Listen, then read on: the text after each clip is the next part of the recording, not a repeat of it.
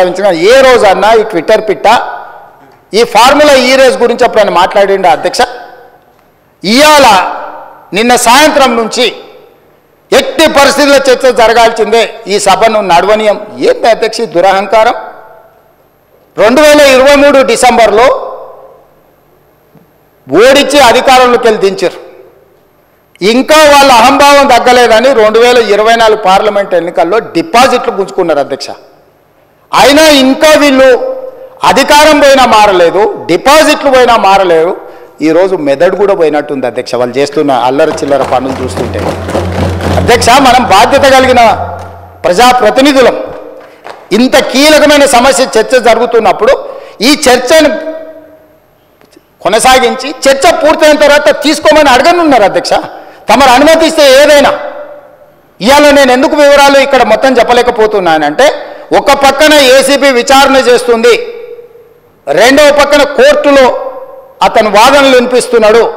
నేను ఏ సమాచారం అవసరానికి మించి వాస్తవాలను ఏది మాట్లాడినా ముఖ్యమంత్రిగా ఈ శాఖ 2 శాఖలు నా పరిధిలోనే ఉన్నాయి కాబట్టి నేను ఏదైనా ఆ శాఖల మీద ప్రభావితం, ఆ శాఖలను ఏదైనా ప్రభావితం చేస్తా అని చెప్పి ఏదైనా అనుకునే అవకాశం ఉంటుంది కాబట్టి నేను ఆ వివరాల జోలికి వెళ్తలేను. మీ ద్వారా ఇన్ని వివరాలు చెప్పిన నేను ఒకటే కోరుకుంటున్నా అధ్యక్ష, ఫార్ములా ఈ రేస్కు సంబంధించి వారు పట్టుబడుతున్నారు.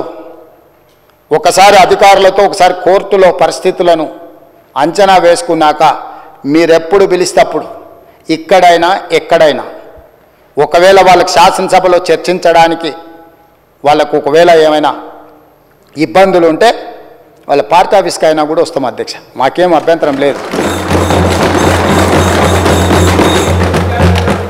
100 కోట్లు ప్రభుత్వం సొమ్ము కొల్లగొట్టి ఇతర దేశాలకు తరలించి మేము పట్టుకున్నాక ఇక్కడ నుంచి అక్కడికి పోయింది తెలిసిందే కదా అంటాడు అధ్యక్ష. మీ ఖాతాలో ఉన్న పైసలు సైబర్ క్రైమ్ వాడు వేరే ఖాతాలకు మార్చుకొని వాడు ఎన్నో కొండ మీద కూర్చొని ప్రసాద్ గారి ఖాతాలో ఉన్న సొమ్మంతా నా దగ్గరకు వచ్చింది నన్నేందుకు పట్టుకునేది అంటే మన అర్థం ఉందా అధ్యక్ష?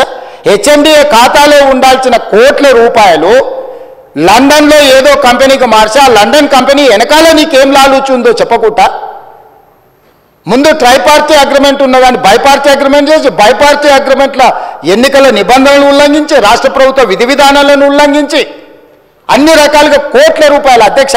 55 కోట్లు అంటుండు అధ్యక్ష. వీళ్ళు చేసుకున్నది 600 కోట్లు ఎన్నికే. 55 కోట్లు ఇవ్వగానే నేను పట్టుకున్నా అధ్యక్ష. 55 కోట్లు ఇవ్వగానే నేను పట్టుకున్నా కాబట్టి 500 కోట్లు మిగిలిపోయినాయి అధ్యక్ష. లేకపోతే నేను ఆయన వచ్చింది కదా చెప్పిన కదా అధ్యక్ష, జర్ర ఊ అని అయిపోతుందని. నేను జర్ర ఊ అంటే 600 పోతుండే అధ్యక్ష. 55 కోట్లు చిన్న అమౌంట్ అధ్యక్ష ప్రజలది.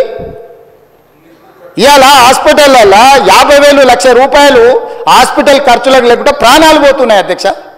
ప్రభుత్వ సొమ్ముకు జవాబుదారీతనంగా ఉండాల్సిన ప్రజాప్రతినిధులు 55 కోట్లు పోతే ఏమైంది?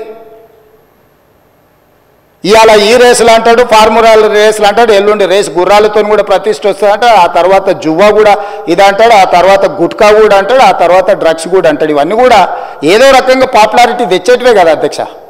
ఫామ్ హౌస్లో డ్రగ్స్ దొరుకుతాయా, మేము పడకపోతే దావత్ చేసుకోవద్దా అంటాడు. ఏంది అధ్యక్ష ఈ దబాయింపు? ఏంది పండుగ పూట దీపావళి పండుగ పూట మనం చేసుకుంటే చిచ్చుబుట్లు కాల్చుకుంటాం అధ్యక్ష, సారాబుట్లు పెట్టుకుంటాం అధ్యక్ష. డైరెక్ట్ డ్రగ్స్ కొకేన్ కన్జ్యూమ్ చేసిన వ్యక్తి ఆ ఇంట్లో పట్టుబడితే బయటకు వచ్చి దబాయిస్తాడు. అవును, మా బామార్ది గృహప్రవేశం చేసుకుంటే కనీసం కొకేన్ అన్న తీసుకోమా మేము?